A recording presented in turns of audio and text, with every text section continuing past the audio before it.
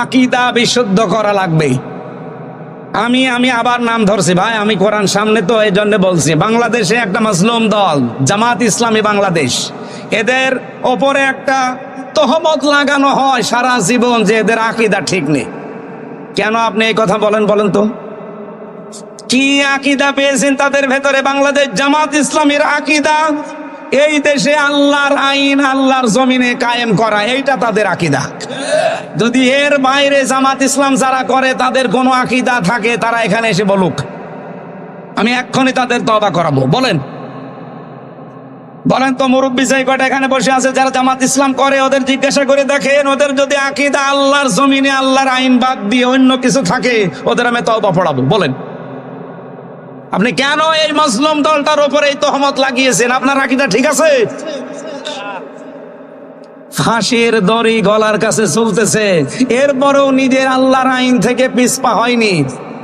আমি নিজে দেখেছি তো কত মানুষ বেঈমান হয়ে গেছে আমার সামনে। অথচ এটি আমার সারুল ইসলাম, আমি 4 বার তার সাথে দেখা হয়েছিল, 4 বার আমারে বলতো, হামজা সারা জীবন যদি আমার জেলখানায় রাখে, এতটুকু দোয়া আমার জন্য করবা আমি যেন ঈমান হারিয়ে না ফেলি। আমি মাত্র 3 বছরে আমার জীবন অর্ধেক করে দিয়েছি। আর লোকটা মুরব্বী মানুষ, আমার দাদার বয়সী, 13 বছর পড়ে আছে, এখনো মাথা নত করেনি। মেয়ের কাশেম আলী, আপনাদের এই যে নদীর ওই পারে বাড়ি মনে হয়, মানিকগঞ্জে বাড়ি না? শহীদ মেয়ের কাশেম আলী রহমতুল্লাহ আলাইহি। কিছু মানুষ বলো হুজুর খালি নাম ধরে বলেন। আরে ভাই, নাম না ধরলে তো আপনি টেরও পান না, বোঝার চেষ্টাও করেন না। এই মানুষগুলোকে কাছ থেকে দেখেছি। ফাঁসি হবে 3 ঘন্টা পরে, কারারক্ষীরে বলছে আমি ঘুমালাম 2 ঘন্টা, 1 ঘন্টা আগে আমার ডাক দিও। আপনি বলেন আমার আকীদা ঠিক নেই। আপনার আকীদা কি? ওই জায়গা না। আপনারা যদি এখনই বলি যে 5 দিন পর আপনি মরে যাবেন, আপনি মনে হয় এখনই মরে যাবেন। নারী কমিশন যে 13টা পয়েন্টের উপরে কথা বললেন, তার একটা ছিল 7 নম্বরে এইটা যে দেহ আমার, সিদ্ধান্ত আমার। এটা পুরা কোরআনে কারিমের বাইরে। 1500 বছর আগে আল্লাহ জানিয়েছেন, আলাহুল খালাকু ওয়াল আমরু তাবারাকাল্লাহু রাব্বুল আলামিন। সূরা আরাফের 54 নম্বর আয়াতের শেষের দিকে আছে, আল্লাহ পাক বলেন এই জমিন বানিয়েছি আমি, এখানে সিদ্ধান্ত চলবে কার? আরো জোরে বলেন। আপনি কোন কারণে কথা বলেন 92% মুসলমানের দেশে যে দেহ আমার, সিদ্ধান্ত আমার? দেহ আপনার মানে? আমার যে 33 বছর বয়স, বলেন তো আমি 33 বছর আগে উল্লেখ করার মতো কিছু ছিলাম না? আমার বাবার বিয়ে হয়েছে 35 বছর, হয়তো আমি 1 বছর পরে দুনিয়ায় এসেছিলাম। বলেন এই 33-34 বছর আগে হামজা নামে আমার যে এখন অস্তিত্ব আছে, আমি বসে আছি, এটা কল্পনা করা যেত? রব্বুল আলামিন একটু স্মরণ করিয়েছে, কাইফা তাকফুরুনা বিল্লাহি ওয়া কুনতুম আমওয়াতান ফাআহইয়াকুম। কেমন করে মানুষ আমার সাথে কুফরি করে, আমার নাফরমানি করে, আমার সাথে অবিচার করে। মানুষ কি করে? আমার বিধান মানতে চায় না, অথচ লোকটা মৃত ছিল, আমি নিজে তাকে জীবন দিয়েছি। বিজ্ঞান এখন আয়াত নিয়ে প্রমাণ করছে।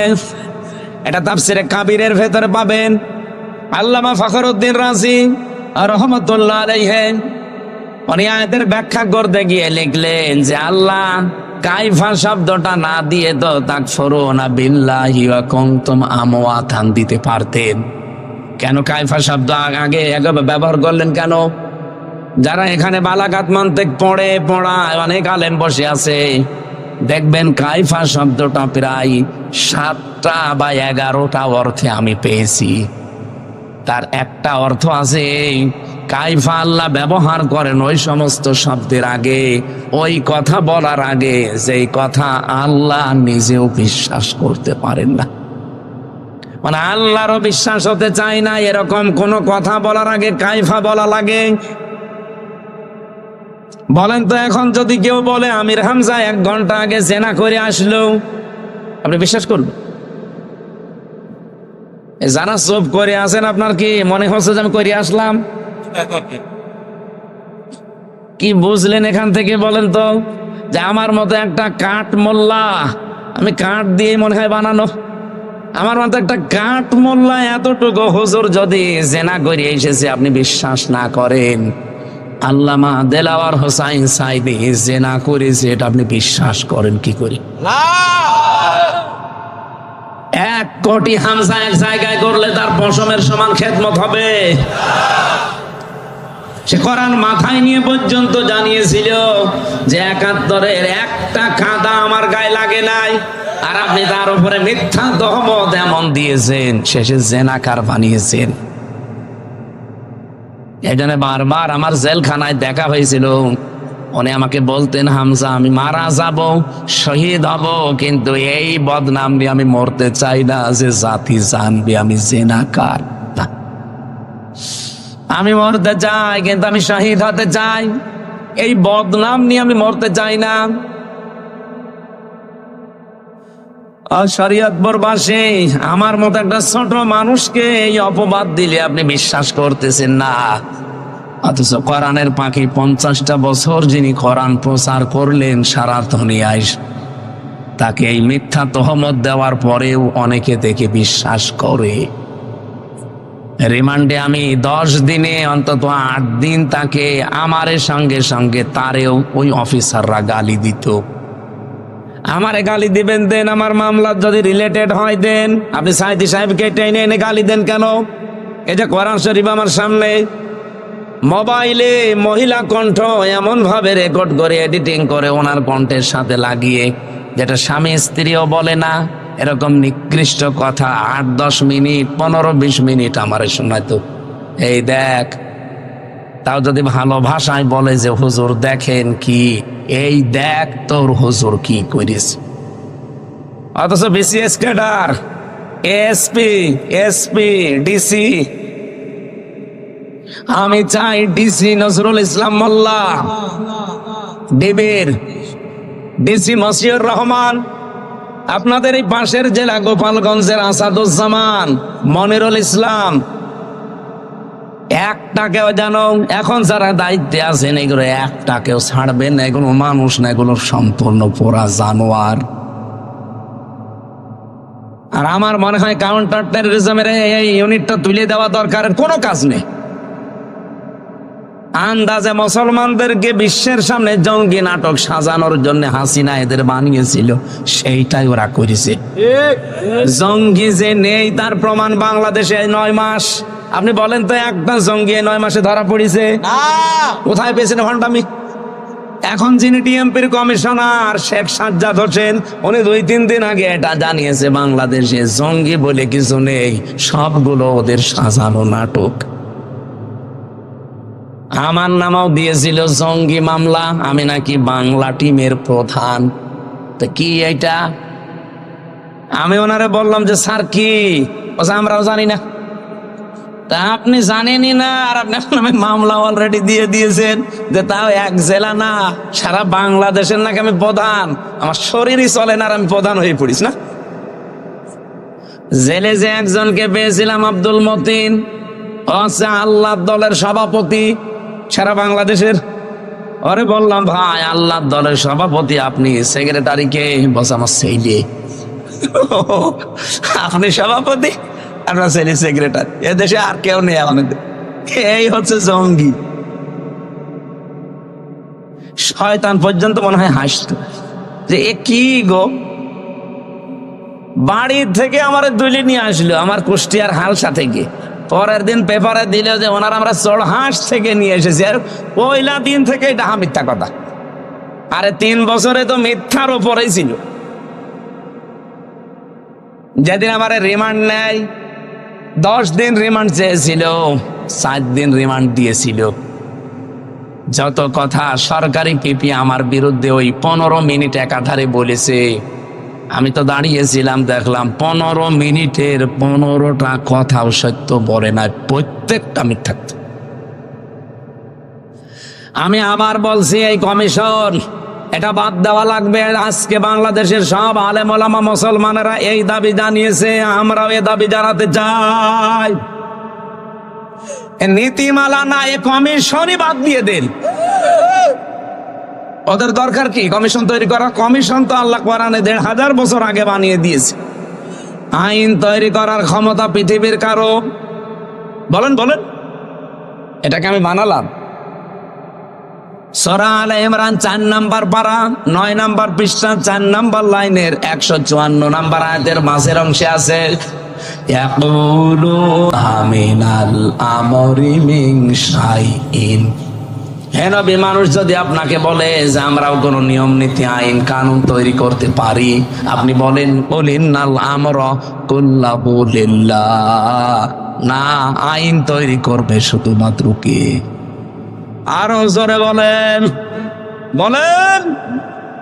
আইন এই দুনিয়ায় কেউ তৈরি করতে পারে? কিরণ ভাই প্রথমে কথা বলার সময় বলেছে যে দুনিয়া আখিরাত মিলে আপনি কথা বলবেন, আমরা শুনতে চাই। আপনি আগে শোনেন, যদি না মানেন ওটা আপনার ব্যাপার। শোনার পরে যদি মানতে না পারেন, এ দোষ কার? আল্লাহ। আল্লাহ বলছেন মানুষ আপনাকে জিজ্ঞাসা করবে যে আইন তৈরি আমরা করতে পারি? এই যে নারী নীতি দিয়েছেন আপনারা, এগুলো তৈরি করার ক্ষমতা পৃথিবীর কারণে যা বানানোর দরকার সব বানিয়ে দিয়েছেন কে? সারা জীবন একটা কথা কিন্তু আমরা শুনছি যে শিরক, শোনেননি? কোন মানুষ যদি নিজের জীবনকে শিরক এবং জুলুম মুক্ত করে রাখতে পারে, ব্যক্তি, পরিবার, সমাজ এবং রাষ্ট্র আমার আল্লাহ নিরাপত্তার চাদর দিয়ে ঢেকে দেয়। আজ আমাদের দেশে নিরাপত্তাহীনতা চলে আসতেছে, বিশেষ করে আমাদের এই প্রতিবেশীদের কারণে। আমাদের এই কুখ্যাত নিকৃষ্ট এই পৃথিবীর জঘন্যতম প্রতিবেশী ইন্ডিয়া, এই ভারত প্রতিবেশী হওয়ার কারণে আমাদের কপালে আগুন লেগেছে। এরা না হয়ে যদি আমরা পৃথিবীতে কোন মহাসাগরের মাঝখানেও বাস করতাম, তাও এত ঝামেলায় পড়তাম না। এই ৫৪ বছরে আমরা দাঁড়াতে পারি না শুধুমাত্র এই কোলাঙ্গার প্রতিবেশীদের কারণে। এত মিথ্যা কথা যে ওরা বলে। এই যে কিছুদিন আগে মাইক্রোসফট রিপোর্ট দিয়েছে ২৫৭টা দেশ নিয়ে। ২৫৭ দেশের রিপোর্ট আমি পড়ে দেখলাম, তামাম পৃথিবীতে সব চাইতে বেশি মিথ্যা তথ্য সরবরাহ করে ভারত। কলকাতার এক সাংবাদিক আছে না, মলম সাংবাদিক, কি জানো না, ময়ূখ। আমার মনে হয় ওরা যদি আমি সামনে পাই, ১ হাত না ২ হাত দিয়ে চড়বো। ওই শয়তানের একবার মুসলমানি দেওয়া দরকার। এত মিথ্যা কথা আর বানিয়ে বানিয়ে কথা বলতে পারে শয়তান। আমার মনে হয় এই বাংলাদেশের হকারও অত নিকৃষ্ট না। কথা বলেন না কেন? হকাররা তো তাদের ঔষধ বিক্রি করার জন্য বিভিন্ন সময় একটু আউল ফাউল বলে, ওর মতো বলে না। ও যত মিথ্যা কথা, যত মিথ্যা তথ্য পরিবেশন করে। ৫৪টা বছর আমরা দাঁড়াতে পারি না শুধু এদের এই মিথ্যা তথ্যের কারণেই। সারা পৃথিবীর মোড়লদেরকে ওরা জানিয়েছে আমাদের দেশে নাকি সাম্প্রদায়িক দাঙ্গা তৈরি হচ্ছে, এই দেশে জঙ্গি মাথা ছাড়া দিয়ে উঠতেছে। হঠাৎ করে নারী কমিশন এই বিষয়গুলো কেন সামনে এনেছে? কেউ না বুঝলে দেশের আলেমরা বুঝে ফিরেছে। সারা দুনিয়া এখন দেখছে দেশটা ইসলাম এবং মুসলিম যারা, এ মানুষগুলো এখন উঠতেছে উপরে।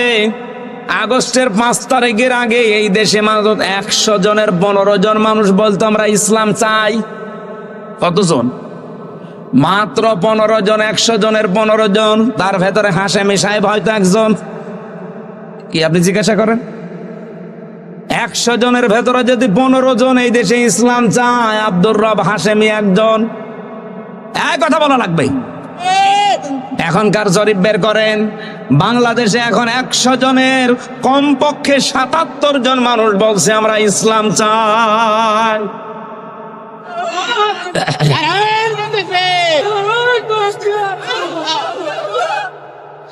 একটা একটা তথ্য যদি ভুল প্রমাণ করতে পারেন, এতক্ষণ যা বলেছি, যা সামনে বলবো, যদি বলেন যে না এই তথ্য ভুল হয়েছে, জীবনে কথা বলবো না। কিন্তু যদি আপনি তথ্য ইন্টারনেট ঘাটেন, কোরআন হাদিস ঘাটেন, যেখানে যা দেখবেন, বিজ্ঞানের যত তথ্য আমার জানা আছে, যদি কোনোটা ভুল পান, প্রমাণ করে দিতে পারলে জীবন ওই কথা আর বলবো না। যদি ভুল প্রমাণ করতে না পারেন, আপনাকে মেনে নেওয়া লাগবে। আপনি নিজেও লেখাপড়া করেন না, হামসা বলবে আপনি মানবেনও না। আপনি কি হয়েছেন কি? হ্যাঁ, 100 জনের 77 জন মানুষ যখন বলছে আমরা ইসলাম চাই, গোবিন্দ পরামানিকের মতো মানুষ, এটা মুসলমান কি হিন্দু সভাপতি, সে যদি বলে যে এই দেশে ইসলাম যদি আসে আমরা অন্য ধর্মের মানুষেরা নিরাপদে থাকতে পারবো, আপনার কি হয়েছে?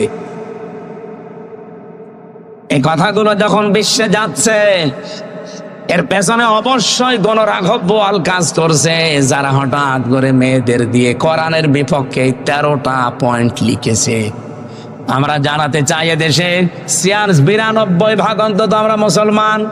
92% লাগবে না, 92 জন যদি মুসলমান আমরা এই দেশে থাকি, কোরআনের বিরুদ্ধে, হাদিসের বিরুদ্ধে একটা পয়েন্ট এ দেশে কায়েম হতে দেওয়া যাবে না। রাজি আছেন না আপনারা? কারা রাজি আছেন দেখে লিল্লাহি তাকবীর। ইসলাম জানে ইসলাম, আল কোরআনের আলো সমাধান, নারায়ে তাকবীর। শরীয়তপুরবাসী, আমি যে কথা তুলেছিলাম, আল্লাহ কাইফা শব্দটা ব্যবহার এমন কেন, এমন ভাবে করলেন, আলেমদেরকে বলছি। এবার আমি নিজে যেহেতু পড়ে এসেছি সেইটা শোনাচ্ছি। আল্লাহর বিশ্বাস হতে চাই না যে হামজা এটা করতে পারে। আল্লাহ বলো না তো মৃত ছিল, বাবার স্ফলিঙ্গ দিয়ে দ্রুত গতিতে যখন ওই পানিটা ওর বাবার নাপাক পানিটা যখন বের হয়ে এসেছে, ফালিয়ানজুরিল ইনসানু মিম্মা খুলিক, খুলিকা মিন মাইন দাফিক, ইয়াখরুজু মিন বাইনিস সুলবি ওয়াত তারাইব। আয়াতের মাঝে একটু খেয়াল করেন তো, আল্লাহ পাক ইয়াখরুজু মিন বাইনিস সুলবি ওয়াত তারাইব দিয়েছেন। সুলবন 1 বছর, তারাইব বহু বচন। এদিকে তাকান, কোন দিকে তাকিয়ে আছে? সুলবন 1 বচন দিলেন, তারাইব বহু বচন দিলেন। বাংলা অর্থ বলছি, সুলবন বলা হয় পুরুষের লজ্জা স্থান, আর তারাইব বলা হয় মেয়েদের লজ্জা স্থান। আল্লাহ পুরুষের ক্ষেত্রে 1 বচন ব্যবহার করলেন, আর মেয়েদের ক্ষেত্রে বহু বচন ব্যবহার করলেন। বলেন তো, পৃথিবীতে মানুষ নিয়ে আসতে শুধু মাই লাগে, বাবা লাগে না? বলেন বলেন। আল্লাহ রাব্বুল আলামিন এখানে যে পক্ষপাতিত্ব করে ফেলেছেন না, মানে আপনি আলেমদের জিজ্ঞাসা করেন তো, বাবাকে আল্লাহ 1 বচন ব্যবহার করলেন, আর মায়েরটা আল্লাহ বহু বচন দিয়েছেন। দুইটাই কিন্তু বহু বচন হয় না, দ্বিবচন হয় আরবিতে। 2 এর অধিক 3 হওয়া লাগবে, তখন হবে ওটা বহু বচন। আল্লাহ রাব্বুল আলামিন এটা এই কারণে দিয়েছেন, এই পৃথিবীতে হামজা এ পর্যন্ত আসতে আমার বাবার যা কষ্ট হয়েছে, মায়ের কমপক্ষে 3 গুণ কষ্ট বেশি হয়েছে। বিজ্ঞান প্রমাণ করছে, পানিটা যখন মায়ের রেহেমের ভেতরে যায়, এটা যে আল্লাহ 4টা জিনিস তৈরি করে, চুল, রগ, হাড় আর পর্দা। মায়ের রেহেমের ভেতরে যে নাপাক পানিটা আছে, ওই পানি দিয়ে আল্লাহ 4টা জিনিস বানায়, রক্ত, গোশত, চর্বি আর চামড়া। 4 8টা জিনিস এক হলেই মানুষ হবে না। রব্বুল আলামিন বলেন, আমি একটা নাম নিয়েছি, তার নাম রব। কি নাম? এই রব নামের কারণে আমার পক্ষ থেকে তাকে 5টা জিনিস দয়া করে ভিক্ষা দেই। এই জন্য কায়ফা দিয়েছেন। আমি নিজে ধরে ভিক্ষা দিলাম এই 5টা: শ্রবণ শক্তি, দর্শন শক্তি, বাক শক্তি, আকেল শক্তি আর ঘ্রাণ শক্তি। এই তথ্য পাবেন সূরা নমল, এই নাহাল 14 নম্বর পারা 14 নম্বর পৃষ্ঠা 13 নম্বর লাইনের 78 নম্বর আয়াতের মাঝের অংশে আছে ওয়াজআলা লাকুমুস সামআ ওয়াল আবসারা ওয়াল আফইদা ইলা আখিরি আয়াত। আল্লাহ পাক বলেন আমি যদি এই 5টার একটাও কম দিতাম দুনিয়ায় আসতে, কিন্তু পূর্ণাঙ্গ হয়ে না, অপূর্ণাঙ্গ হয়ে। আল্লাহ বলেন যদি শ্রবণ শক্তি আমি না দিতাম দুনিয়ায় আসতে কালা হয়ে, কালা আসে না? যদি দর্শন শক্তি না দিতাম দুনিয়ায় আসতে কিন্তু অন্ধ হয়ে। কিরণ ভাইকে বলছি যে তো ভালোবাসি আপনাকে, আপনি বলেন তো আপনার মার বাবা দুইজন মিলে আপনাকে 4টা জিনিস নাই দিল, বাকি যে 5টা জিনিস খেয়ে দিয়েছে আল্লাহ। যদি আপনার দর্শন শব্দে আজকে না দিত, আপনি আমার আগে 5 মিনিট না এখানে আপনাকে উঠতেই দিত না। ওই কানা না, আমি হয়েছে তো কানা কিরণ। আমি হাসির খোরাকি দেয়নি, এটা বাস্তবতা। আমাকে উঠতে দিতেন আপনারা? আরে ভাই এইটা পাওয়ার কারণে তো কিয়ামত পর্যন্ত সেজদায় পড়ে থাকা দরকার। মানে আমার কিছু দরকার নেই, আমি চোখ পেয়েছি। কুমিল্লাতে এক বাড়িতে বসে খাবার খাচ্ছিলাম, হঠাৎ বিদ্যুৎ চলে গেল, পাশে এক অন্ধ আমার হাত চেপে ধরেছে।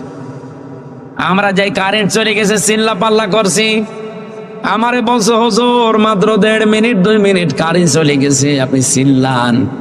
অথচ আজ 42 বছর আমার জীবনে কারেন্ট নেই।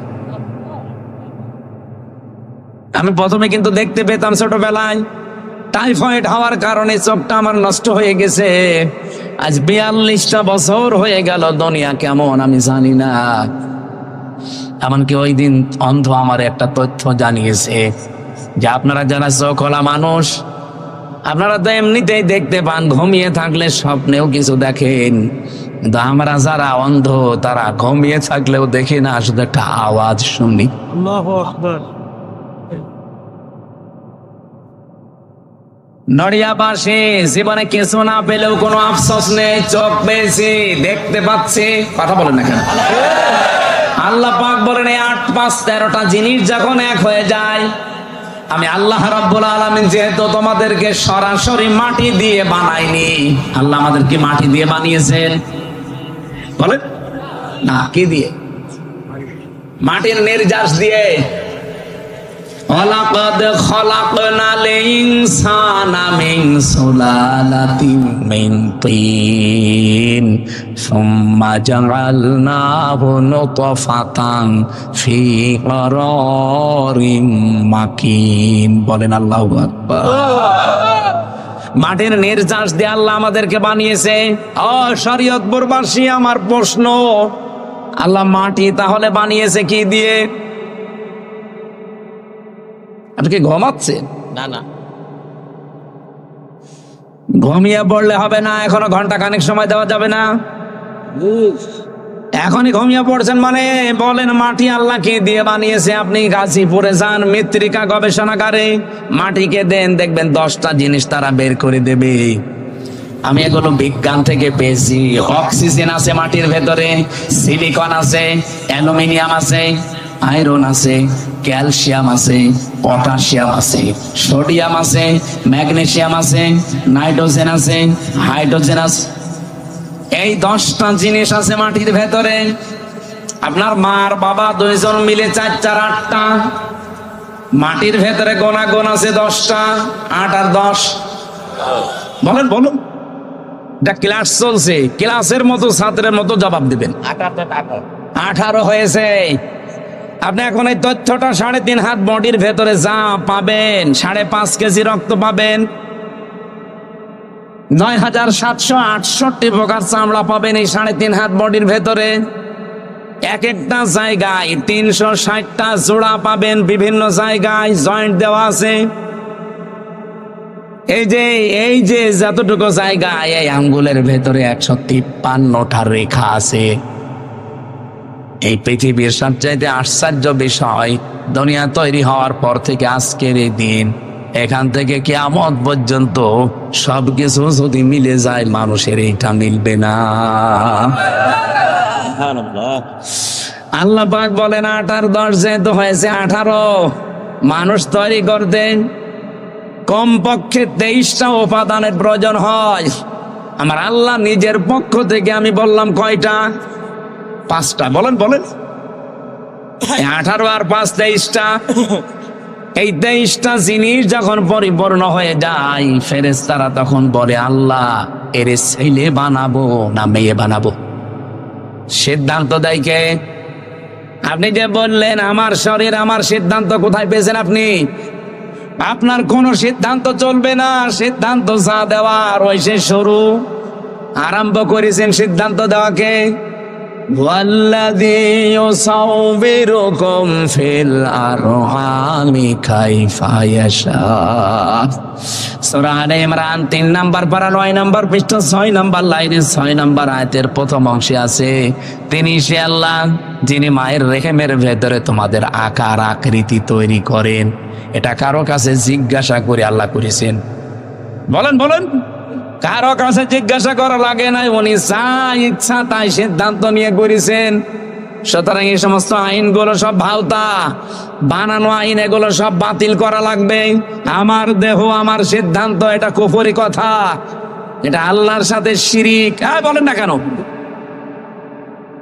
যেহেতু আমরা আজ নিরাপত্তা হারিয়ে ফেলছি, প্রতিবেশীদের কাছ থেকে এখন নিরাপত্তা আমরা নেই, আর ওদের কাছ থেকে নিরাপত্তায় কেউ নেই। ওদের সাথে মালদ্বীপের মিল নেই। যে কয় আমার সাথে যে হুজুর ছিল মালদ্বীপে, এরপরে শ্রীলঙ্কায়, ওদের পাশাপাশি যত দেশ আছে আপনি দেখেন, একটা দেশ ওদের কাছে নিরাপদ না। মালদ্বীপ নিরাপদ না, শ্রীলঙ্কা নিরাপদ না, ভুটান নিরাপদ না, পাকিস্তান নিরাপদ না, আফগানিস্তান নিরাপদ না, মায়ানমার নিরাপদ না। আমরা হালকা নিরাপদ ছিলাম, বুবু ছিল, বুবু নেই। আমরা বুবু চলে যাওয়ার পর থেকে আমরা নিরাপত্তায় ভুগতেছি।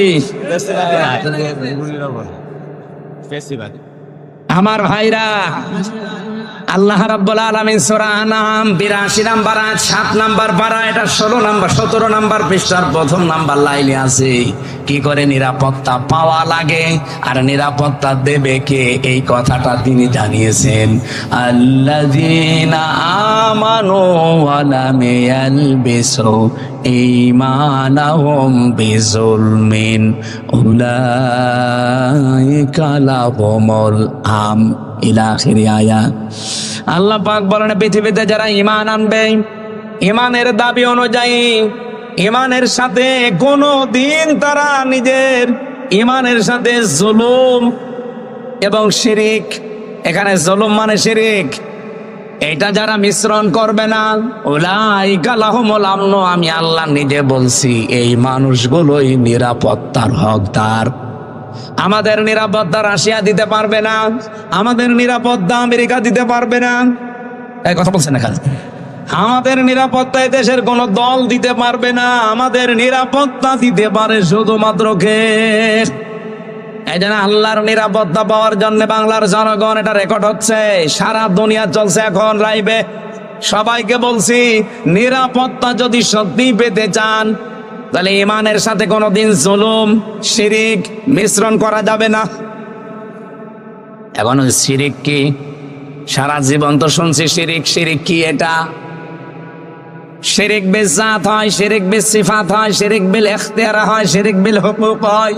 আপনি শ্রেণী বিন্যাস করবেন, দেখবেন হাদিসের কিতাবে তাফসীরের বর্ণনা আমি 120 প্রকার পর্যন্ত পড়েছি। এক কথায় জবাব দিচ্ছি, শোনেন। শিরিক হচ্ছে আল্লাহ যেটা পারে ওইটা অন্য কেউ পারে, এই কথা বিশ্বাস করার নাম শিরিক। আমি যে একটা আগে বললাম যে আমার দেহ আমার সিদ্ধান্ত, এটা শিরিক, কারণ আল্লাহ যেটা পারে আপনি ওইটা বলেন বলেন। আমি আয়াতের দলিল দিয়েছিলাম না? সূরা আরাফের 54 নম্বর আয়াতের শেষের দিকে আছে, আলা লাহুল খালকু ওয়াল আমর, সৃষ্টি যার, সিদ্ধান্ত। আরো জোরে বলেন। এটা যদি আপনি 100 ভাগ বিশ্বাস করে থাকেন কোরআনের আয়াতকে, এদিকে তাকিয়ে এখন সিদ্ধান্ত পাল্টাবেন। এই বাংলাদেশে যারা এই কথা বলে ক্ষমতার উৎস জনগণ, ওরা আল্লাহর সাথে শিরিক করছে। এই শিরিকে আছেন কারা? হাত তোলেন তো।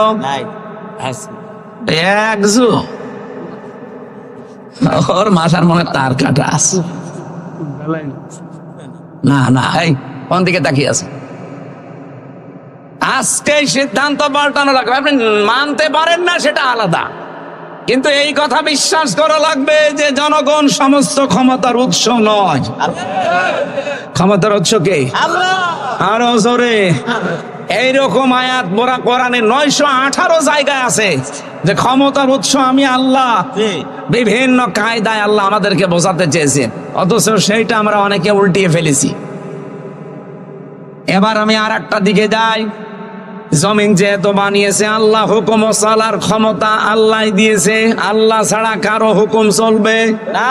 সুতরাং এই বাংলাদেশে যারা আল্লাহর কোরআনের আইন বাদ দিয়ে অন্য কারো আইন প্রতিষ্ঠা করার চেষ্টায় আছেন, আপনি শিরিক করছেন। আর শিরিক যারা করে তারা মুশরিক। মুশরিকদের জন্য জান্নাত হারাম, জাহান্নাম ওয়াজিব। এই শেষেরটা আমি বানালাম। হ্যাঁ, কোথায় আছে আন্দাজে? সূরা মায়েদা 6 নাম্বার পারা 19 নাম্বার পৃষ্ঠার 12 নাম্বার লাইনে আছে, ইন্নাহু মা ইউশরিক বিল্লাহ ফাকাদ হারামাল্লাহু আলাইহিল জান্নাহ ওয়া মাওয়াহুন নার। যারা শিরিক করবে দুনিয়ায়, 1 নম্বরের শাস্তি তাদেরকে কোনদিন আমি আল্লাহ জান্নাতে দেব না, জান্নাত হারাম। 2 নম্বরে তাদের জন্য আশ্রয়স্থল হবে জাহান্নাম। বলেন নাউজুবিল্লাহ। ও বাংলার মানুষের, আমি আপনাদের বাঁচাতে চাই। আল্লাহর কসম, আমার নিজের কথা, বাবার কথা না। আপনি শিরিক করে মারা যান, হামজা না, হামজার বাবা দিয়ে দোয়া করালেও আপনি জান্নাত পাবেন না। অনেকে মনে করে যে 20টা গরু জবাই করে দিলাম জান্নাত পাবো না, মানে জান্নাত আপনার বাবার নাকি? 20 টাকা 20,000 গরু জবাই করলেও হবে না। নবীজির নিজের আপন চাচা সারা জীবন যে নবীকে কালে কোলে নিয়ে, কাঁখে নিয়ে, পিঠে নিয়ে, মাথায় নিয়ে, চোমা দিয়ে মানুষ করেছে, আবু তালেব। এই লোকটা যেদিন মারা যাচ্ছিল, নবীজি গেলেন, মাথার কাছে হাত দিয়ে বললেন, ইয়া আম্মি আবি তালিব, লা ইলাহা ইল্লাল্লাহ হাজ্জুল্লাকা ইনদাল্লাহি ইয়াউমাল কিয়ামা। রাহুল বুখারী।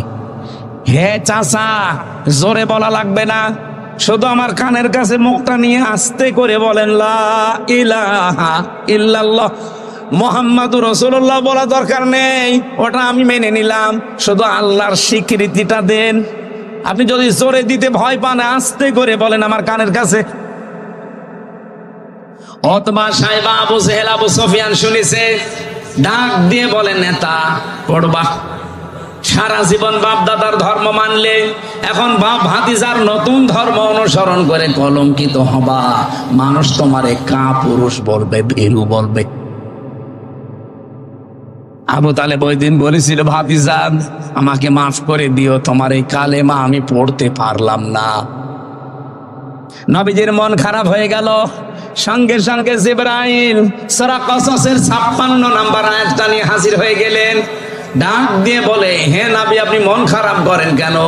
ইন্নাকা লা তাহদি মান আহবাবতা ওয়ালাকিন্নাল্লাহা ইয়াহদি মাইয়াশা। অবশ্যই আপনি যাকে ভালোবাসেন তাকে হেদায়েত দিতে পারেন না, বরং আল্লাহ যা চায়, যাকে চায় তাকে হেদায়েত দেয়। ওয়া আ'লামু বিল মুহতাদিন। আ'লামু ইসমে তাফসীল। হে নবী, আপনার চাইতে আমি আল্লাহ ভালো জানি যে হেদায়েত পাবে কে। এই লোকটা আপনার চাচা, আমি জানি। সারা জীবন আপনাকে আদর করেছে, মহব্বত ভালোবাসা দিয়েছে, বাড়িতে রেখে খাবার খাওয়িয়েছে, আমি দেখেছি। কিন্তু লোকটা মুশরিক। কি মুশরিক? বলেন বলেন। আপনি এত করে বলতে বললেন, লোকটা বলে নাই। ও বলেছে মাফ করে দেন। আপনি কি মাফ করার মালিক? মাফ করার মালিক কে? আল্লাহ। বলেন বলেন। আল্লাহ। ওয়া ইয়াগফিরুয যুনুবা ইল্লাল্লাহ। আল্লাহ ছাড়া মাফ কেউ করতে? আরো জোরে বলেন। এরপরেও নবীজি তার কবরের পাশে যে হাত তুলেছিলেন, রব্বুল আলামিন আমার চাচা আবু তালিবকে তুমি মাফ করে দাও। সঙ্গে সঙ্গে জিবরাইল এসে বলে, হে নবী হাত নামান। কার জন্য হাত তুলেছেন?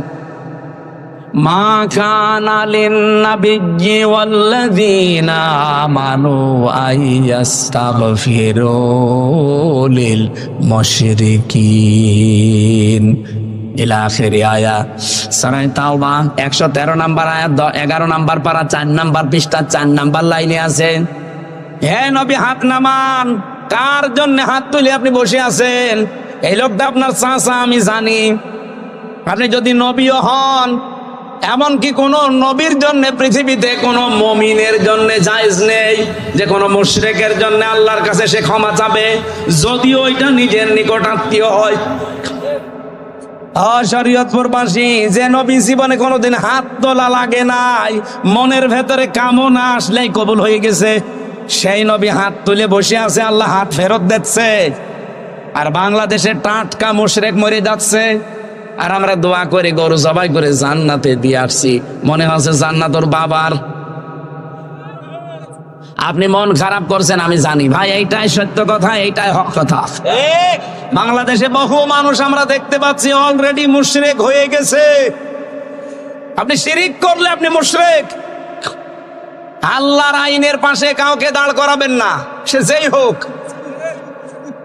আল্লাহর আইন চাই, আল্লাহর আইন চাই, সৎ লোকের শাসন চাই। এই শিরিকটা বাংলাদেশ থেকে তুলে দেওয়া লাগবে। শহীদ আল্লামা দেলাওয়ার হোসাইন সাইদি রহমতুল্লাহ আলাইহি একটা শিরিক সংসদ থেকে উনি তুলে দিয়েছে। আগে সংসদে যাওয়ার সময় মাথায় এভাবে ঝোকানো লাগতো। যারা আছে এমপি সাহেব জিজ্ঞাসা করে দেখেন, ওই শিরিকটা উনি তুলে দিয়েছিলেন আইন পাশের মাধ্যমে, বিল উত্থাপন করার মাধ্যমে। আজ পর্যন্ত ওটা এখনো বলবৎ আছে। সুতরাং সামনে যারা আসবেন, আমরা চাই এদেশে তারা শিরিক মুক্ত করবেন, যেন আমরা নিরাপত্তায় থাকতে পারি। কারণ যারা শিরিক মুক্ত পরিবার, সমাজ, রাষ্ট্র করে তুলবে, তাদের নিরাপত্তা দেবে সব দিক থেকে কে? যত ওরা শক্তিশালী হোক, কিচ্ছু করতে পারবে না। কিছু যদি করতে পারে বড় দেশ হিসাবে ছোট দেশকে, তাহলে শ্রীলঙ্কা, সিঙ্গাপুরের কিছু করতে পারত। সিঙ্গাপুর বাংলাদেশের তুলনায় এ জেলা কয় কিলো হবে বলেন তো? শরীয়তপুর এদিক ওদিকে, হ্যাঁ না না, এই জেলা জেলাই তো 1100 কথা বলে না, কমপক্ষে 170 কিলো হবে না এদিক ওদিকে। অথচ সিঙ্গাপুর পুরা আমি ঘুরে দেখেছি মাত্র 42 কিলোমিটার। এইদিক ওইদিকে মাত্র 42 কিলো, তাও সাগরের মাঝে একটা দ্বীপ। এতটুকু একটা দেশ, তামাম দুনিয়ায় 10টা দেশের 257টা দেশের ভেতরে তারা 10 নম্বরে আছে। মানে সব দিক থেকে তারা এত উপরে কেন? আমরা ছোট আছি, তাতে কি হয়েছে? ইন্ডিয়া মনে করে আমরা 29 ডবল বড় এদের চাইতে, মায়ানমার বলে আমরা 6 ডবল বড় এদের চাইতে, আর চীন যে কত বড় আমরা তো জানি না। এই সমস্ত রাষ্ট্রগুলো যারা মনে করবে যে আমরা বিশাল বিশাল কিছু, আমাদের কাছে ফুটি না। আমাদের নিরাপত্তার মালিক আমরা বিশ্বাস করি, মনে করি কে?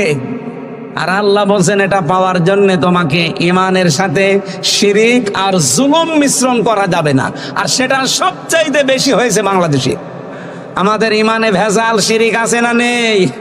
সব জায়গায় শিরিক। তাকান, বিশ্বাসের ভেতরে একেবারে 100% বিশ্বাস, শিরিক ঢুকে বসে আছে। নামাজ পড়ে, রোজা রাখে, হজ করে এসেছে, তাহাজ্জুদ পড়ে, কিন্তু বিশ্বাস আল্লাহর উপরে। আমি ওই যে বলেছিলাম না, আল্লাহ যেটা পারে ওইটা অন্য কেউ পারে। এই বিশ্বাস করার নাম কি? মেয়েদের ভেতরে শিরিক আছে। ওদের যদি একটু অসুখ বিসুখ হয়, যদি সন্তানাদি একটু বিয়ের পরে না হয়, ও পাগল হয়ে যায়। হুজুরের কাছে যাবে, আপনাদের সুরেশ্বরী তো আল্লাহর ওলি বসে আছে, এরপরে পাশে এই যে আটরসি বসে আছে, চলে যাচ্ছে সেখানে বউ নিয়ে। বলে বাবা কিচ্ছু চাই না, কে চাও? ছেলে চাই। মনে হচ্ছে ছেলে নিয়ে বসে আছে। সৃষ্টিনগর আছে এখানে, সৃষ্টিনগর। পণ্ডিত স্যার সেদিন বগুড়া জেলায় তারেক রহমান সাহেবের গ্রামে এক লোক এসে বলছে, হুজুর আপেল পড়িয়ে দেন। আমি সূরা ফাতিহা পড়ে ফু দিলাম, আমার কানের কাছে মুখ নিয়ে বলছে, হুজুর এমন ভাবে আপেল পড়বেন যেন ছেলে হয়। আপেল দিলাম, ফেলি। আচ্ছা আপেল কয়? ফেলি দিস কেন? আরে ভাই, আপেল পড়ে যদি ছেলে হইতো তো আমার ম্যাডামের 3টে মেয়ে হইতো না? আমি খালি আপেল খাওয়াতাম।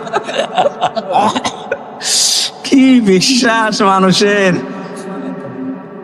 এই শিরিক দেশে নেই? আছে আছে। আরে ফরিদপুর, মাদারীপুর, শরীয়তপুর এই সমস্ত জেলায় এই শিরিক গুলো বেশি। কি করেন কি আলেমরা, কি করেন কি?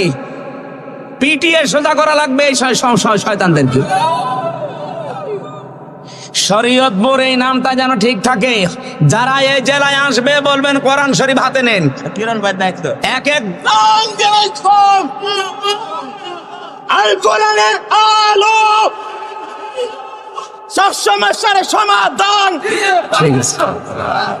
সম্মানিত ভাইরা, আমরা যে কথা তুলেছিলাম সে কথার সারমর্ম এই, অমান আমিলা বিহি আদালা কি অমান হাকামা বিহি আদালা। কোরআন দিয়ে যারা বিচার করতে পারে তারা ন্যায় বিচার করতে পারবে। 54 বছর আমরা কোরআনের বিচার দেখেছি? দেখি নাই, একটাও দেখি নাই। যদি দেখতে পারতাম আপনি বাংলাদেশকে মিনি জান্নাত দেখতে পারতেন। আমি বাইরের দেশগুলোতে গিয়েছি, কোরআনের আইন নেই, শুধু আইন আছে, তাই তাদের দেশে যে শান্তি। এই যে মালয়েশিয়া, সিঙ্গাপুর, থাইল্যান্ড এই সমস্ত দেশে কোরআনের আইন নেই 100%। মালয়েশিয়াতেও নেই, কিন্তু আইন যা আছে ওই আইনগুলোর প্রয়োগ আছে। এত শান্তি সেখানে বসবাস করে, অথচ 54 বছরও আমরা আজ পর্যন্ত দাঁড়াতে পারলাম না। মালয়েশিয়া 2004 সাল থেকে দাঁড়িয়ে গেছে। কয় বছর হয়? 21 বছরে দাঁড়িয়ে গেল, আর আমরা 54 বছরও দাঁড়াতে পারিনি। এত মারিং কাটিং করলে দাঁড়াবো কি করি বলেন? এত মেরে খেলে দাঁড়াবো কি করি? আমি যে হাদিস পড়েছিলাম, হাদিসের বাংলা কি বলবো? আবার নিজের দিকে টেনে নিয়েন না।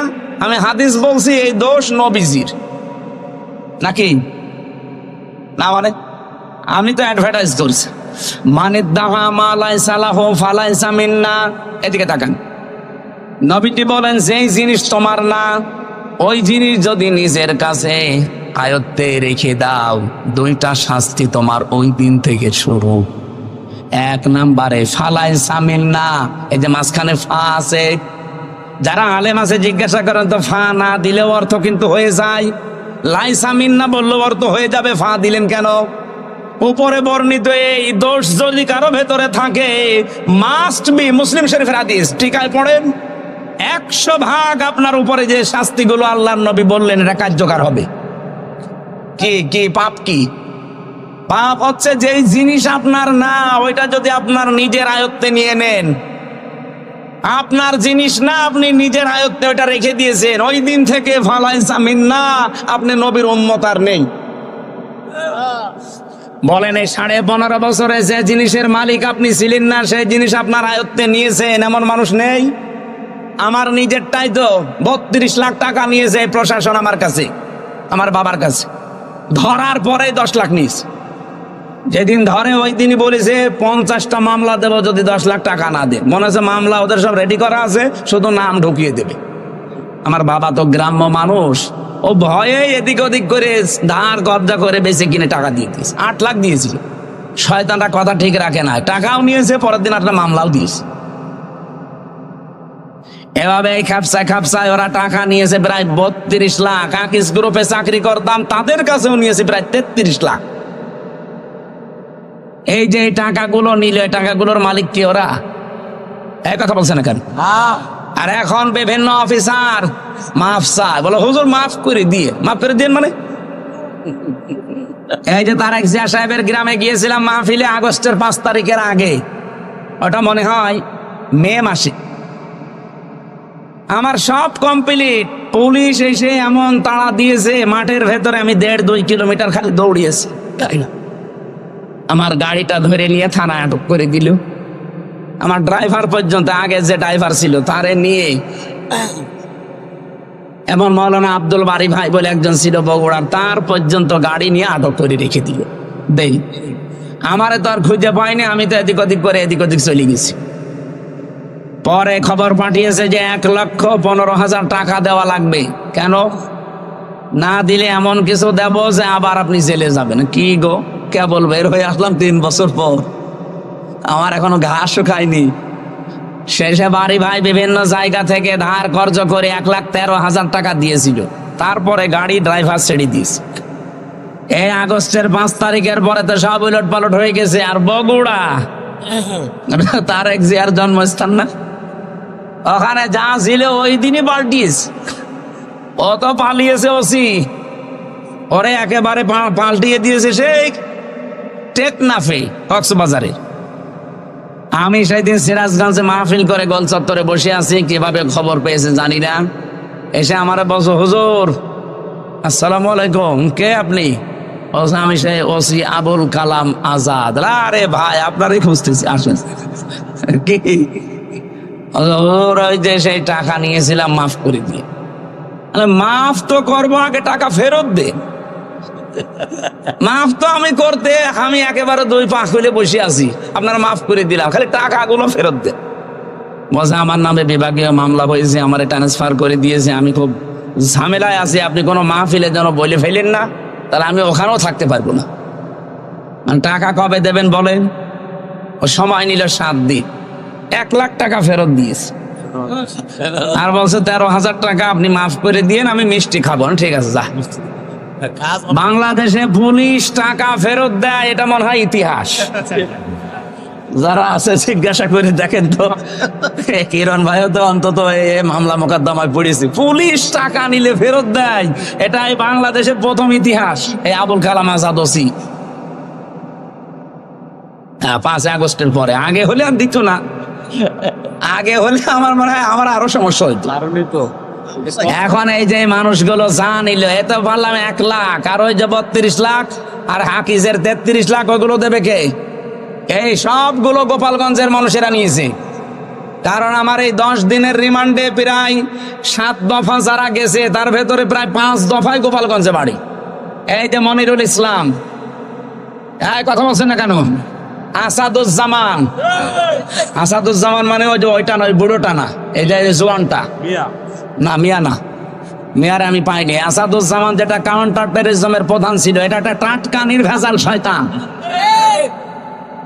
আর একজন পেয়েছি গোপালগঞ্জের, এই খুলনার মাদারীপুরে, এটা মাদারীপুর না, শরীয়তপুর, মাদারীপুরের ওই জায়গা ট্যাকের হাটে বাড়ি। আমার মামলার আয়ু ওইটা, ওর মিজানুর রহমান, কাজী মিজানুর রহমান।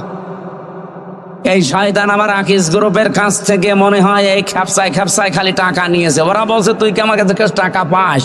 বলছে না, টাকা দেওয়া লাগবে।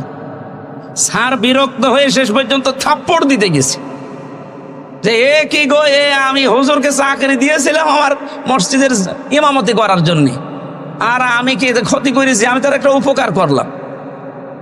এভাবে যত টাকা নিয়েছিলেন আমি চাই এই 15.5 বছরে যার কাছে যা নিয়েছেন আপনারা সব ফেরত দিয়ে দেন, কারণ ওগুলোর মালিক আপনারা একটাও না। কথা বলেন না কেন? নবীদের হাদিস ছিল, যেই জিনিস আপনার না, ওইটা যদি আপনি নিজের আয়ত্তে নিয়ে নেন, দখল করেন, ছিনতাই করেন, চাঁদাবাজি করেন। চাঁদাবাজিটা আমার বলা ঠিক না, কারণ এ জেলায় মনে হয় এসব নেই। যদি থাকে, যার জিনিস নিয়েছেন ওটা যদি আপনার না হয়ে থাকে, ওইটা ফেরত দিয়ে দেন ভাই, আপনি কিন্তু খুব মুসিবতে আছেন। 1 নম্বরে আপনি ওই দিন থেকে আর নবীর উম্মত নেই, যতই নামাজ পড়েন, রোজা রাখেন, আর আপনি হজ করে আসেন। আমার কথা বোঝা গেছে ভাই? যেই জিনিস যার না, ওই জিনিস দাবি করলে সে নবীর উম্মত, যেন নবীর উম্মত থাকে না। 2 নাম্বারটা আরো কঠিন, সে যেন জাহান্নামে একটা স্থান বরাদ্দ করে নিল। বলেন নাউজুবিল্লাহ। এই যে মুসলিম ওয়াকফ আইনগুলো তারা এখন বাতিল করে দিয়ে এই অবৈধ বিল পাস করার মাধ্যমে ইন্ডিয়া আমাদের বাপদাদাদের দেওয়া হাজার হাজার বিঘা সম্পত্তি এখন তারা দখল করে নিচ্ছে। ইসরায়েল তাদেরকে 1940 সালে এই ফিলিস্তিনের মানুষগুলো থাকতে দিয়েছিল দয়া করে, আমরা যেমন রোহিঙ্গাদের দিয়েছি এইভাবে, অথচ শয়তানরা এখন তাদেরকে উৎখাত করে সব দখল করে নিচ্ছে। এক কথা বলেন না কেন? যে জিনিস যার না ওইটা ফেরত দেওয়া লাগবে। এ জেলায় যদি কেউ এরকম কর্মকাণ্ডে থাকেন, যাই দখল করেছেন, যাই নিয়েছেন, যাই চিন্তাই করেছেন, সব ফেরত দিয়ে দেন, নাই তো আপনার সবকিছু শেষ। নামাজ, রোজা, হজ, যাকাত, পর্দা, পুশিদা সব শেষ, কারণ আপনি নবীর উম্মতি নেই। এমনকি আপনি মরে গেলে বিসমিল্লাহি ওয়া আলা মিল্লাতি রাসূলিল্লাহ বলা জায়েজ নেই, কারণ আপনি আল্লাহর নামের উপরেও নেই, রসুলের উম্মতও নেই। এই কথা বলেন না? হ্যাঁ, এখানে পয়েন্টে একটা কথা বলা যায়, এটা টিকায় আছে, টিকায়, এদিকে তাকান। যেই জিনিস আপনার ছিল, কিন্তু ওইটা যদি হাতছাড়া হয়ে যায়, কেউ কেড়ে নেয়, কেউ মেরে খায়, ওইটা যদি আপনি আবার ফেরত পান, তাহলে এই হাদিসের যে শাস্তি, আপনি সেই শাস্তির আওতা মুক্ত থাকবেন। কি বুঝলেন বলেন তো? এ কিরণ ভাইয়ের সম্পদ ছিল, এ 15.5 বছরে অনেক কিছু বৈধ অবৈধ ভাবে হারিয়েছে না হারায়নি? বলেন বলেন। যত কিছু হারিয়েছে ওইগুলো যদি এখন আবার ফেরত পায়, যারা যারা নিয়েছে তাদের কাছে ফেরত নিয়েছে, এটা অসুবিধা নেই। কিন্তু যেই জিনিস ওনার না, ওইটা যদি উনি জোর করে নিয়ে আসে যে বাবা শাহজালাল সব হালাল, তাহলে উনি কিন্তু আর নবীর উম্মত থাকতে পারবেন না। ইসলামী ব্যাংক যাদের ছিল তারা ফেরত পেয়েছে। এই কথা বলেন না কেন? ইসলামী ব্যাংকে আপনার বাবার, আপনি বানিয়েছিলেন, যার বাবার যারা বানিয়েছে মাথার ঘাম পায়ে ফেলে তারা আবার ফেরত পেয়েছে। এই জায়গায় ফতোয়াবাজি করবেন না ভাই। অনেকে বলে যে না এটাও ছিনতাই করেছে। কে ছিনতাই করেছে? যারটা সে ফেরত পেয়েছে। এই 15.5 বছরে যে যা হারিয়েছেন ওইটা যদি ফেরত পান, একেবারে আল্লাহর নাম নিয়ে খাবেন, কোনো অসুবিধা নেই। আমার ভাইরা, হাদিসের শেষ পয়েন্ট ছিল এটা, ওমান দাআ ইলাইহি হাদা। কেউ যদি হেদায়েতের উপরে থাকতে চায়, সে যেন মানুষকে কোরআন দিয়ে ডাকে। ওমান দাআ, এখানে টান আছে, ওমান দাআ ইলাইহি হাদা, এখানে টান আছে। আপনি যদি হেদায়েতের উপরে থাকতে চান, ও বাংলার মানুষেরা কান খাড়া করে শোনেন, এই পৃথিবীতে হেদায়েতের উপরে থাকতে চাইলে কোরআন দিয়ে মানুষকে ডাকা লাগবে। এখন কোরআনের ডাক বাংলাদেশে আছে না নেই? সপ্তাহ চলছে, কোরআন দিয়ে মানুষকে আমরা ডাকছি, আসেন। আমার বাবার আদর্শের দিকে আসা লাগবে না, আমার ভাইয়ের আদর্শের দিকে আসা লাগবে না, আপনি কোরআনের আদর্শের দিকে আসেন। কথা বলেন না কেন? কারণ আমি ডাকি আল্লাহর কোরআনের দিকে। 2 দিন 5 দিন না, 1 মাস ব্যাপী, 1 বছর ব্যাপী, সারা জীবন ব্যাপী। কারণ আমি হেদায়েতের উপরে থাকতে চাই। এই বাংলার জমিনে যারাই মনে করবেন যে আমি হেদায়েতের উপরে থাকতে চাই, আপনাকে কোরআন দিয়ে ডাকা লাগবে। হ্যাঁ, এটা যদি আপনার কাছে রাজনীতি মনে হয়, এইটাই আমার রাজনীতি। এটা যদি মনে হয় ধর্ম ব্যবসা, হ্যাঁ এইটাই আমার ধর্ম ব্যবসা। বহু মাদ্রাসা এরকম ওলট পালট শিক্ষা দেওয়া হয় যে না এসব কিছু করার দরকার নেই, আগে পড়ো আগে লেখো। আমি পড়ালেখা তো মাস্ট বি করবই। বিশ্বনবী কোরআন দিয়ে ডাক দিয়েছেন, আর আল্লাহ এটা ফরজ করে দিয়েছেন, বাল্লিগ মা উনজিলা ইলাইকা মির রাব্বিক। হে রাসূল, আপনি তাবলীগ করবেন, প্রচার করবেন যেটা আপনার উপর আল্লাহ নাজিল করেছিলেন। বাল্লিগু আন্নী ওয়ালাউ আয়া, একটা আয়াত জানা থাকলে মানুষের কাছে পৌঁছিয়ে দাও। এই নির্দেশগুলো কি নফল না ফরজ? এখানে যারা মুফাসসির মুহাদ্দিস আছে বলেন বাল্লিগ আর বাল্লিগু, নবীজির কথা বাল্লিগু আর আল্লাহর কথা বাল্লিগ। আমর দিয়েছেন, this is my order, so follow. Allah বলছেন আমি আদেশ করলাম, আমি যা নাজিল করেছি ওইটা মানুষের কাছে প্রচার করো। আর নবীজি বললেন বাল্লিগু, একা একা না, সবাই মিলে প্রচার করো। এই কর্মসূচি তো এখন পৃথিবীতে আমাদের হাতে নেওয়া লাগবে। যে যতটুকু জানি ওইটাই প্রচার করা লাগবে মানুষের কাছে। কিসের কথা? কোরআনের। বলেন বলেন। কারণ আমি হেদায়েতের উপরে থাকতে চাই। ফাকাদ হুদিয়া ইলা সিরাতিম মুস্তাকিম। নবীজি বলেন কেউ যদি কোরআন দিয়ে মানুষকে ডাকে, আর এই ডাকে যারা সাড়া দেয়, তাকে আল্লাহ সিরাতে মুস্তাকিম, জান্নাতের রাস্তা নসিব করে দেবে। এই হাদিসটার উপরে আমল করার তৌফিক কামনা করছি, বলেন আমিন। আমরা বলেছিলাম যে ইসলামে উনি বলছিলেন ওয়ালা তামুতুন্না ইল্লা ওয়া আনতুম মুসলিমুন, মুসলমান না হয়ে মরবা না। আর আমার আলোচনা, আপনি মুসলমান হতে হলে ইসলামে প্রবেশ করা লাগবে। এখন আমার প্রশ্ন হচ্ছে, আমি তো ইসলামে আছি, যে দুখুলু ফিস সিলমি কাফা, তোমরা পরিপূর্ণভাবে ইসলামে প্রবেশ করো। আমি পরিপূর্ণ ইসলামে আছি না ইসলাম থেকে বের হয়ে গেছি, এটা জানার পদ্ধতি আছে না নেই? আরো জোরে বলেন। আমি যে পরিপূর্ণ ইসলামে আসলাম, কাফা এখানে সালমন সিলমন দুইটাই আছে। সালমন মানে শান্তি আর সিলমন মানে ইসলাম। আল্লাহ পাক এখানে সিলমন শব্দ দিয়েছেন, ইয়া আইয়ুহাল্লাযীনা আমানু উদখুলু ফিস-সিলমি কাফা। ওহে যারা ইমানের দাবি করো, আমাদের ইমানের দাবি নেই। এই কথা বলেন, কথা বলেন। আল্লাহ আমাদেরকে মনে করেন ডাক দিয়েছেন, শরীয়তপুরের ইমানদারেরা, উদখুলু প্রবেশ করো। একজন দুইজন না, বহু বচন এটা, সবাই মিলে প্রবেশ করো। কোথায়? ফিস-সিলমি, ইসলামের মধ্যে, কাফা, পরিপূর্ণভাবে। আমি আবার প্রশ্ন করছি, আমি ইসলামে পরিপূর্ণ প্রবেশ করেছি, এ কথা অর্থ করলে কয়টা দাঁড়ায়? 5টা। বলেন বলেন। এই যে আমি তাফসির থেকে যেটা নোট করেছিলাম সেটা বলছি। আপনি যে ইসলামে পরিপূর্ণভাবে প্রবেশ করেছেন, প্রমাণ হবে প্রথম নাম্বারে আপনি আত্মসমর্পণকারী হবেন। আপনি এবার জীবনে মিলান, সব জায়গায় আপনি আত্মসমর্পণ আল্লাহর বিধানের সামনে করতে পারছেন না। যেগুলো আপনার কাছে ভালো লাগে, আপনার উপকার লাগে, ওইগুলো করেন। যেগুলো করলে ওই কারণের মতো, জাকাত দিতে গেলে আমার অনেক সম্পদ চলে যাবে, তখন আর মানতে চাই না।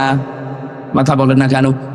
2 নাম্বারে আপনার প্রত্যেকটা কাজে ইখলাস লাগবে।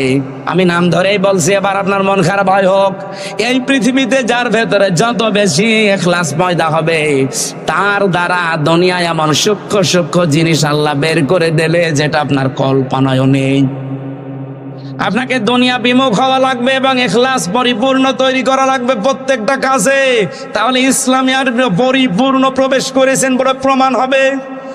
আমির জামাত ডক্টর শফিকুর রহমান হাফিজাহুল্লাহ আমার সাথে জেলে উনি 4 দিন ছিলেন।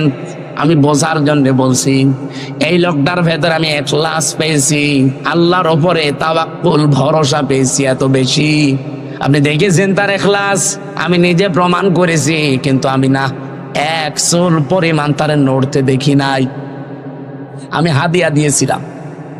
আমি মনে করলাম ব্যক্তিগত কাজে খরচ করবে, মসাবা করে হাদিয়া দেওয়ার সঙ্গে সঙ্গে টাকা দেখেও নাই, কি দিচ্ছি তাও না, নিয়ে সঙ্গে সঙ্গে উনি দিয়ে দিল। 5 যে আছে বলে খরচ করে ফেলেন।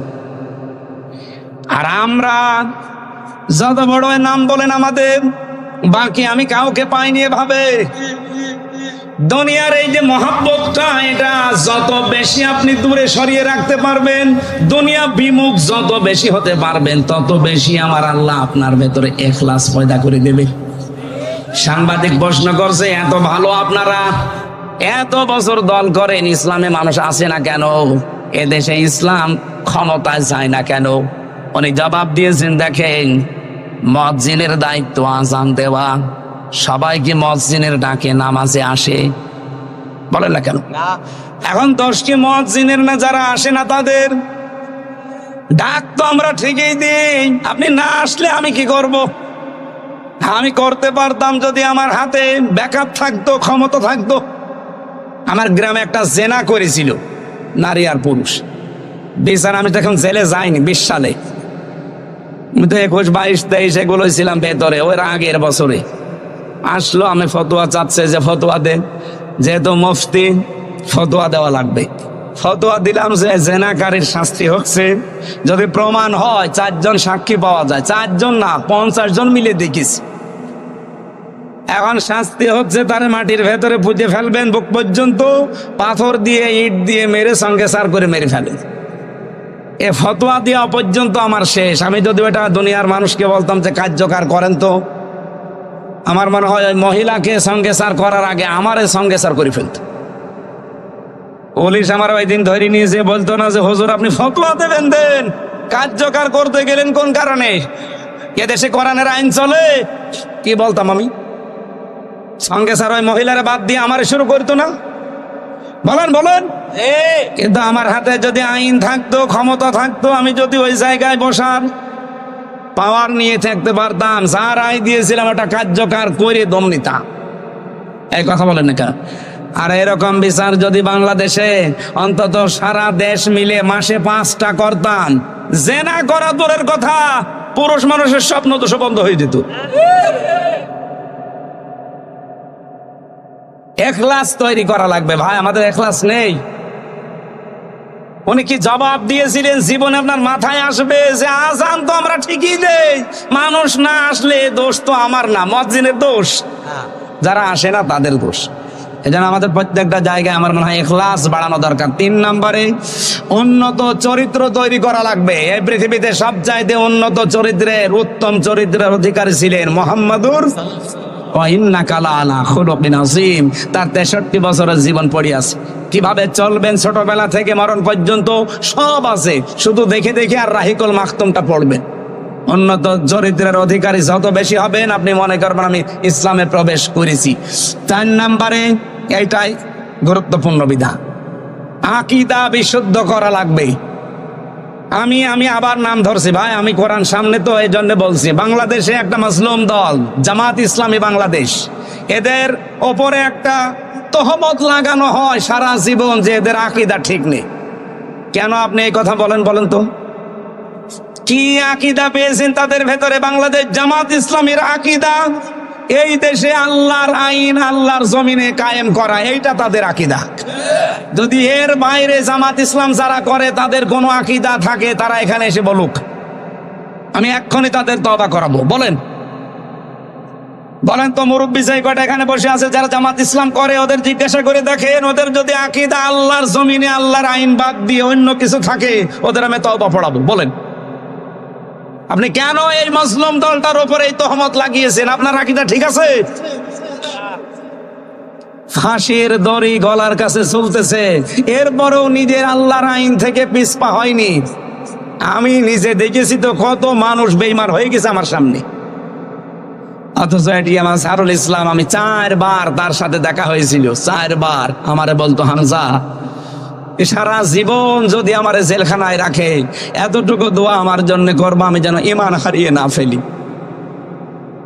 আমি মাত্র 3 বছরে আমার জীবন অর্ধেক করে দিয়েছি। আর লোকটা মুরব্বী মানুষ, আমার দাদার বয়সী, 13 বছর পড়ে আছে, এখনো মাথা নত করেনি। মেয়ের কাশেম আলী আপনাদের এই যে নদীর ওই পারে বাড়ি মনে হয়, মানিকগঞ্জে বাড়ি না? শহীদ মেয়ের কাশেম আলী রহমতুল্লাহ আলাইহে। কিছু মানুষ বলো হুজুর খালি নাম ধরে বলেন। আরে ভাই, নাম না ধরলে তো আপনি টেরও পান না, বোঝার চেষ্টাও করেন না। এই মানুষগুলোকে কাছ থেকে দেখেছি। ফাঁসি হবে 3 ঘন্টা পরে, কারারক্ষীরে বলছে আমি ঘুমালাম 2 ঘন্টা, 1 ঘন্টা আগে আমার ডাক দিও। আপনি বলেন আমার আকীদা ঠিক নেই। আপনার আকীদা কি? ওই জায়গা না। আপনারা যদি এখনই বলি যে 5 দিন পর আপনি মরে যাবেন, আপনি মনে হয় এখনই মরে যাবেন। 5 নম্বরে লেনদেন সঠিক করা লাগবে। কি কথা বললেন না কেন? লেনদেন আমাদের আছে।